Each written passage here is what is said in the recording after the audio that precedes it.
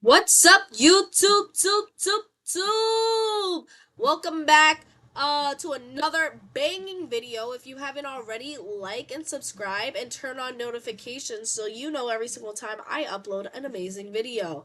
Now, let's get into it. So, today for public law, week 5. I know, crazy, we're already in week 5. It does not feel like that. Anyways, we're talking about due process, all right?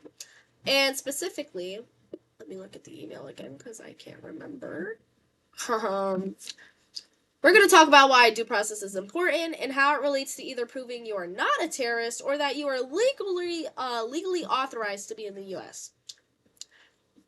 Uh, pretty, pretty good prompt for what's going on in America right now. And if you don't know what's happening, where have you been, bro? You've been under a rock. But anywho, let's get into it. What's due process? So, pretty sure due process was first kind of brought up in the Fifth Amendment. Uh, no one can be deprived of life, liberty, or property without due process, right? And then it's kind of more basically just like saying, hey, your rights can't be ripped away from you without procedures. It's basically just giving the government, like, saying, hey, you have to follow certain procedures before you deprive someone of their rights, right? Okay, so let's do an example. Let's give an example. So it could be my fellow commoner or the government, and they're saying, hey, Cheyenne, you stole cookies out of the cookie jar, right? Without due process, they would say, hey, Cheyenne, you stole cookies out of the cookie jar. I'm in cuffs. I am not getting no say in anything. And I'm immediately sent to jail. And now I have to stay in jail for the rest of my life because I stole cookies out of the cookie jar. That's what would happen without due process. Basically, the government, anyone could just say anything like, "Hey, you did that," and then, boom, that's the end of story. They're not even hearing you out. But with due process, all right, where someone could have an accusation like, "Hey, you bro, I think there might be a ghost in here. I just heard a scary sound and I'm alone." Anyways, I'm not no wuss. So with due process, if they somehow got sufficient evidence enough to arrest me, I'm pretty sure that also falls under due process, getting evidence to enough evidence to actually make a case or arrest someone. Um, they would arrest me, but you know what? I would get my Miranda rights read to me with due process.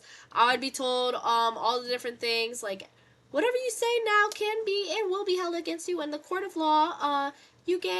You are entitled to an attorney or blah blah blah blah blah. I'm sorry, I don't know the whole Miranda's rights spiel yet. I will soon know.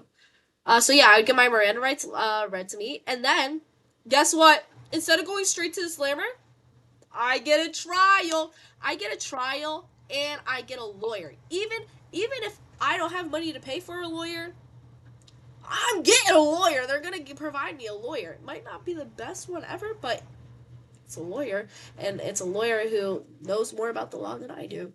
So then, my case goes to trial, and I get to tell my side of the story. Now, without due process, I was immediately a disclaimer. But with due process, I can be like, hey guys, there's no freaking way I could have stolen the cookies out of the cookie jar because I have a severe cookie allergy. If I even touch a cookie, I will go into anaphylactic shock. Hives will erupt all over me. I cannot steal cookies out of the cookie jar. It wasn't me. If it so I'm sorry, I just got distracted. But yeah. So I just basically get to prove my side of the story. Now, since I have 30 seconds more, I guess, of yap filler time, let's relate it to the current events of today. Now, personally, I believe our due process is being a little encroached upon. I believe if that is that the right word? Did I use that right?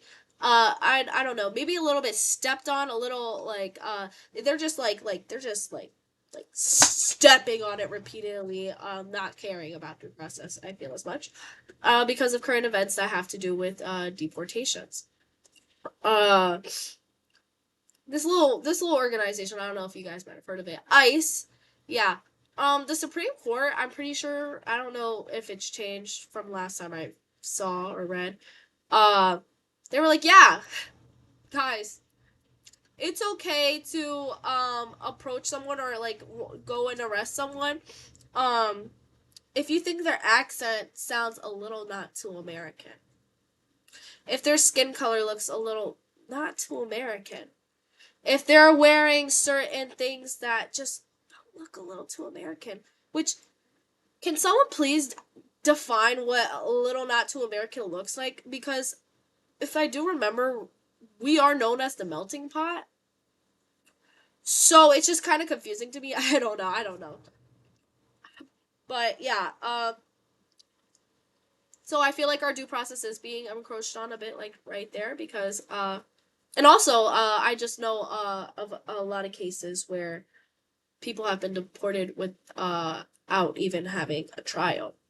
So that's just like just due process is thrown out the window now. But yeah, that's my opinion on due process. If with due process you get to prove your side of the case, you get to prove you didn't steal cookies out of the cookie jar, you get to prove that you are a U.S. citizen or not a terrorist, and without it, we're cooked. Anyway, thanks for coming to my TED Talk.